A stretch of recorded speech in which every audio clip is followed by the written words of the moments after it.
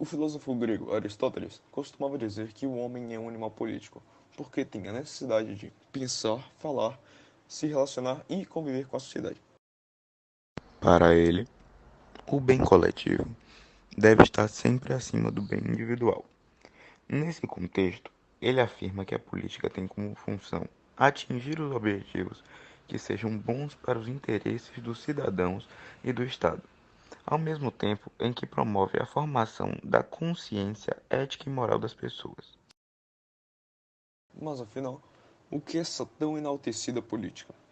A palavra política tem origem no termo grego politike, formada pelas palavras polis e tikos. Polis é a nomenclatura que designa as cidades da Grécia Antiga, e tikos significa o bem comum. Assim, a politike significava governo da cidade para o bem coletivo. Nesse contexto, surgiu a forma de governo denominada democracia ateniense, parecida com o que hoje se conhece como política.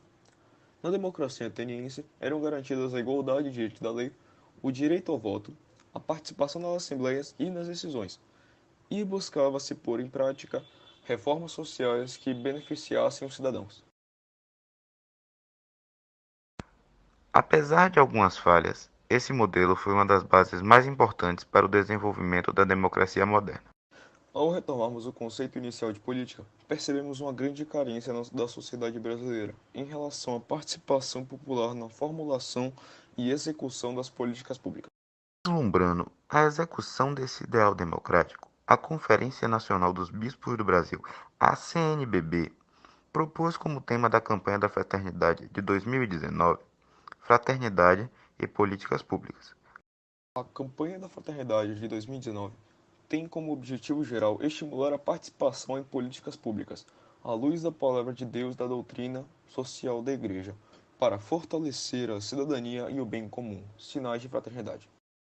As políticas públicas são propostas de execução de ações e programas, geralmente desenvolvidas pelo Estado para cumprir as leis e direitos previstos na Constituição Federal, gerando eudaimonia, isto é, bem-estar social.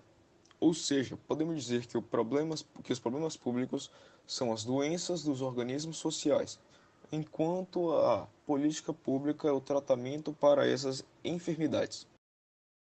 A Declaração Universal dos Direitos Humanos completou no ano de 2018 70 anos. Entretanto, quando vislumbramos a situação atual no Brasil, percebemos que a conquista de âmbito social foram muito menores do que poderiam ter sido.